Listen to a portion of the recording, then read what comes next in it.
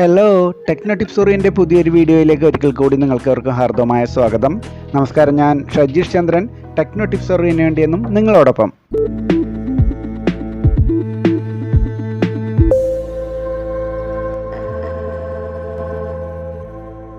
ഹീറോയുടെ 5 level ട്രാൻസ്മിഷനുള്ള എക്സ്ട്രീമിൻ്റെ gear box fitting ആണ് techno ടിപ്സോറിൻ്റെ ഇന്നത്തെ വീഡിയോയിൽ. ക്രാങ്ക് കേസിൻ്റെ ഏതെങ്കിലും ഒരു ഭാഗത്തുനിന്ന് നമുക്ക് ഗിയർ ബോക്സ് അസംബ്ലിംഗ് സ്റ്റാർട്ട് ചെയ്യാം. ബെയറിങ്ങിൻ്റെ സ്റ്റോപ്പർ പ്ലേറ്റുള്ള ഈ ഭാഗത്തുള്ള ക്രാങ്ക് കേസിൽ നിന്നാണ് ഗിയർ ബോക്സ് ഫിറ്റിംഗ് ഞാൻ ചെയ്യാൻ പോകുന്നത്. അതുപോലെ തന്നെ ഓപ്പോസിറ്റ് ഭാഗത്തുള്ള ഈ ക്രാങ്ക് കേസിൽ നിന്നും ഗിയർ ബോക്സ് ഫിറ്റിംഗ് നമുക്ക് ചെയ്യാവുന്നതാണ്. 2 10 മില്ലിമീറ്ററിൻ്റെ ബോൾട്ട് ഉപയോഗിച്ചാണ് ഈ സ്റ്റോപ്പർ പ്ലേറ്റ് ഫിക്സ് ചെയ്ത് വെച്ചിരിക്കുന്നത്. ആദ്യം തന്നെ നമുക്ക് ഗിയർ ക്യാം അഥവാ ഗിയർ ഡ്രം ഫിറ്റ് ചെയ്യാം. ഈ കാണുന്ന ഹോളുകൾ താഴെ വരുന്ന രീതിയിലാണ് ഗിയർ ഡ്രം നമ്മളിവിടെ ഫിക്സ് ചെയ്യാൻ പോകുന്നത്. ഗിയർ ഡ്രമ്മിൻ്റെ സ്ലൈഡിംഗ് ഗ്രൂവുകളിലും മുകൾ ഭാഗത്തുമെല്ലാം ഒരല്പം എൻജിൻ ഓയിൽ അപ്ലൈ ചെയ്താൽ വളരെ നന്നായിരിക്കും. ഗിയർ ഡ്രമ്മിൻ്റെ ഓപ്പോസിറ്റ് ഭാഗത്താണ് ഗിയർ സെലക്ടിംഗ് പ്ലേറ്റ്. ഇത് നമ്മൾ ഫിക്സ് ചെയ്യാൻ പോകുന്നത്. ഗിയർ സെലക്ടർ ഫിറ്റ് ചെയ്യാനായി ഈ കാണുന്ന 2 കുഞ്ഞു ഹോളുകളിലേക്ക് ഈ 2 പിന്നുകൾ നമുക്ക് ഫിക്സ് ചെയ്ത് കൊടുക്കാം.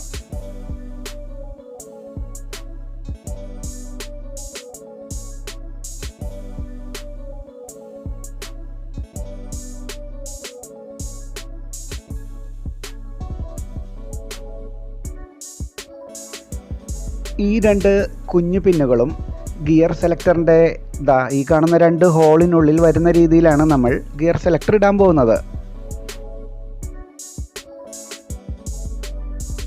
ഒരു 10 മില്ലിമീറ്റർ ബോൾട്ട് ഉപയോഗിച്ചാണ് സെലക്ടർ നമ്മൾ ഫിക്സ് ചെയ്യുന്നത്. അതിനുവേണ്ടി നമുക്ക് ഒരു ടീ സ്പാനർ ഉപയോഗിക്കാവുന്നതാണ്. ഇതോടെ ഗിയർ ഡ്രം ഫിക്സിംഗ് പൂർത്തിയായി. ഇനി ഗിയർ ഡ്രമ്മിന് അതിൻ്റെ ആക്സിസിൽ ഫ്രീ ആയി റൊട്ടേറ്റ് ചെയ്യാൻ കഴിയുന്നതാണ്.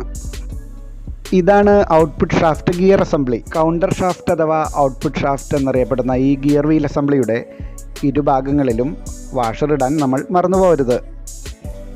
ഇതാണ് വാഷറുകളിലൊന്ന്. ഇനിയുള്ള വാഷർ ഷാഫ്റ്റിൻ്റെ മറുഭാഗത്താണ്. ഇവിടെ 5 ഗിയർ ട്രാൻസ്മിഷൻ ഉള്ളതുകൊണ്ട് ഇവിടെ 3 ലെവൽ ഷിഫ്റ്ററുകളുണ്ടാവും. 3 എണ്ണത്തിൽ ഒരുപോലെ ഇരിക്കുന്ന ഈ 2 ലിഫ്റ്റിംഗ് ഫോർക്കുകൾ ഉപയോഗിക്കുന്നത് കൗണ്ടർ ഷാഫ്റ്റ് അഥവാ ഔട്ട്പുട്ട് ഷാഫ്റ്റിലെ ഗിയർ ലെവൽ ഷിഫ്റ്റിങ്ങിനാണ്. ഈ കാണുന്ന ഗ്രൂവിലാണ് അതിലൊന്ന് ഇൻസർട്ട് ചെയ്യാനുള്ളത്. അടുത്തത് ഇവിടെയും. ഇതാണ് ക്ലച്ച് ഷാഫ്റ്റ് അഥവാ ഇൻപുട്ട് ഷാഫ്റ്റ്. ഈ ഭാഗത്താണ് ക്ലച്ച് ബെല്ലും ക്ലച്ച് ഡിസ്കും വരുന്നത്. ഈ ഷാഫ്റ്റിൻ്റെ ഈ ഭാഗത്ത് വാഷർ ഉണ്ടാകില്ല. ഓപ്പോസിറ്റ് ഭാഗത്ത്, അതായത് ഇവിടെ ഒരു വാഷർ ഉണ്ടാകും.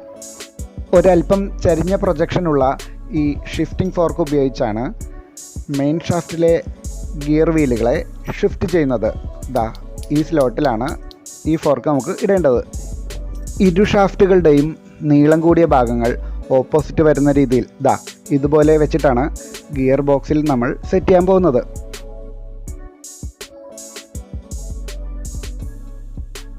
ക്ലച്ച് ബെൽ, ക്ലച്ച് ഡിസ്ക് എന്നിവ വരുന്നത് നീളം കൂടിയ ഈ ഭാഗത്തായിട്ടാണ്. അതുപോലെ തന്നെ ഡ്രൈവ് ചെയിൻ്റെ കുഞ്ഞി സ്പ്രോക്കറ്റ് വരുന്നത് ഇവിടെയാണ്. ക്ലച്ച് ഷാഫ്റ്റിൻ്റെ ഈ ഭാഗം ഈ ബെയറിങ്ങിലും കൗണ്ടർ ഷാഫ്റ്റിൻ്റെ ഈ ഭാഗം ഈ ബെയറിങ്ങിനുള്ളിലും വരുന്ന രീതിയിൽ നമുക്ക് ഗിയർ ബോക്സിലേക്ക് ഇറക്കി വയ്ക്കാം. കൗണ്ടർ ഷാഫ്റ്റ് അഥവാ ഔട്ട്പുട്ട് ഷാഫ്റ്റിൻ്റെ താഴെ വരുന്ന വാഷർ ഇളകി പോവാതിരിക്കാൻ പ്രത്യേകം ശ്രദ്ധിക്കുമല്ലോ. ശരിയായ രീതിയിലാണ് ഗിയർ വീൽ സെറ്റ് ചെയ്തിട്ടുള്ളതെങ്കിൽ 2 ഗിയർ വീലുകളുടെയും ടോപ്പ് ഭാഗങ്ങൾ ഒരേ ലൈനിൽ തന്നെ വരും. ഇതുപോലെ. ഇവിടെ 3 ഗിയർ ഷിഫ്റ്റിംഗ് ഫോർക്കുകൾ ഉപയോഗിക്കുന്നത് 5 ഗിയർ ഉള്ളതുകൊണ്ടെന്നുള്ള കാര്യം നേരത്തെ പറഞ്ഞത് ഓർമ്മിക്കുന്നുണ്ടല്ലോ. പുറത്തേക്ക് തള്ളിയേക്കുന്ന ഈ പ്രൊജക്ഷൻ കൂടുതൽ വളഞ്ഞിരിക്കുന്ന ഈ ഷിഫ്റ്റർ നമ്മുടെ ക്ലച്ച് ഷാഫ്റ്റിൻ്റേതാണ്. അതുപോലെ തന്നെ ഒരുപോലെ ഇരിക്കുന്ന ഈ 2 ഷിഫ്റ്റർ കൗണ്ടർ ഷാഫ്റ്റിൻ്റേതുമാണ്.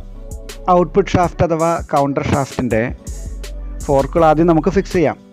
തള്ളി നിൽക്കുന്ന ഭാഗം ഈ ഭാഗത്തേക്ക് വരുന്ന രീതിയിൽ ഇങ്ങനെ പിടിച്ചു കഴിഞ്ഞാൽ മുകൾ ഭാഗം ഒരു സ്ലോപ്പോട് കൂടിയതാണ്, താഴ്ഭാഗം ഫ്ലാറ്റുമാണ്.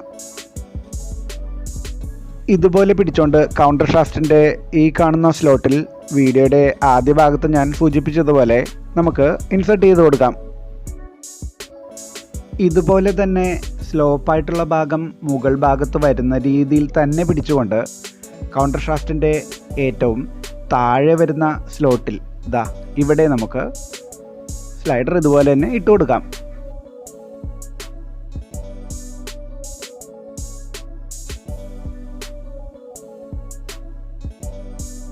നീളം കൂടുതലുള്ള ഈ പിൻ ഉപയോഗിച്ചിട്ടാണ് കൗണ്ടർ ഷാഫ്റ്റിൻ്റെ ലിഫ്റ്റിംഗ് ഫോർക്കുകൾ ഇവിടെ ഫിക്സ് ചെയ്യാൻ പോകുന്നത്.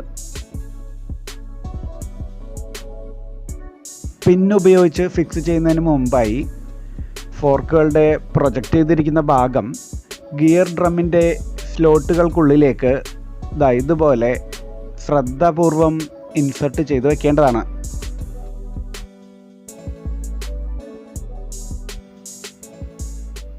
ഇതുപോലെ തന്നെ താഴെയുള്ള ഫോർക്കും ഗിയർ ഡ്രമ്മിൻ്റെ സ്ലോട്ടിനുള്ളിലേക്ക് ഇപ്രകാരം ലിഫ്റ്റ് ചെയ്ത് കടത്തി വയ്ക്കാം.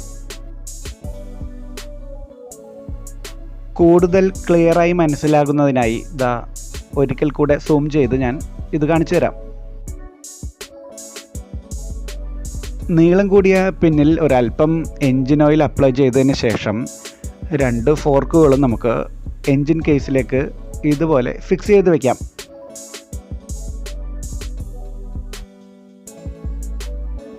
അതോടൊപ്പം തന്നെ ഗിയർ ഡ്രം ഒന്ന് റൊട്ടേറ്റ് ചെയ്ത് നോക്കിക്കൊണ്ട് ഗിയർ ഷിഫ്റ്റിംഗ് നടക്കുന്നുണ്ടോ എന്ന് വെരിഫൈ ചെയ്യാം.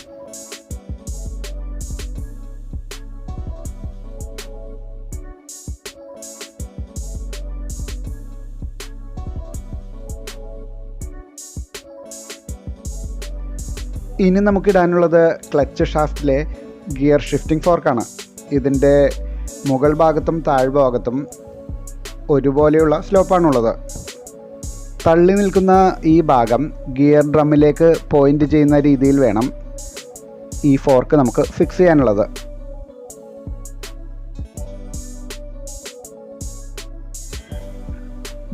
ഈ കാണുന്ന സ്ലോട്ടിനുള്ളിലേക്കാണ് നമുക്കിത് ഇട്ട് കൊടുക്കാനുള്ളത്. ഇനിയുള്ളത് ഫോർക്കിൻ്റെ പ്രൊജക്റ്റ് ചെയ്തിരിക്കുന്ന ഭാഗം ഗിയർ ഡ്രമ്മിൻ്റെ സ്ലോട്ടിനുള്ളിലേക്ക് ഇതുപോലെ എടുത്തു വച്ചതിന് ശേഷം പിന്നുപയോഗിച്ച് ഫിക്സ് ചെയ്ത് വയ്ക്കുക എന്നുള്ള കാര്യമാണ്. ഒരല്പം എൻജിൻ ഓയിൽ പുരട്ടിയതിന് ശേഷം നമുക്ക് ഇതുപോലെ ഫിക്സ് ചെയ്യാം. ഇതോടെ ഗിയർ ബോക്സ് ഫിക്സിങ് ഏകദേശം ഫിനിഷായെന്ന് പറയാം. ഇനിയുള്ളത് ഗിയർ ഷിഫ്റ്റിംഗ് എല്ലാം പ്രോപ്പറായി നടക്കുന്നുണ്ടോ എന്നുള്ള കാര്യം വെരിഫൈ ചെയ്യലാണ്. ഗിയർ വീലുകളെല്ലാം തന്നെ നന്നായി ഒന്ന് ലൂബ്രിക്കേറ്റ് ചെയ്ത് കൊടുക്കാം.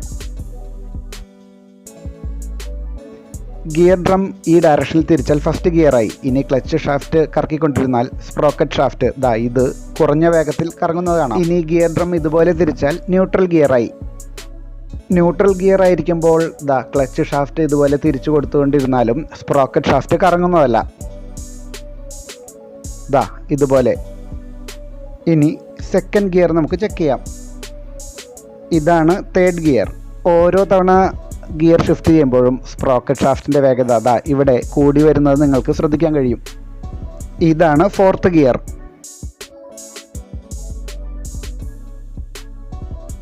ഗിയർ ഷിഫ്റ്റിംഗ് എല്ലാം തന്നെ വളരെ പ്രോപ്പറായി നടക്കുന്നുണ്ട്. പുതിയ വീഡിയോയുമായി അടുത്ത ദിവസം നമുക്ക് വീണ്ടും കാണാം. താങ്ക്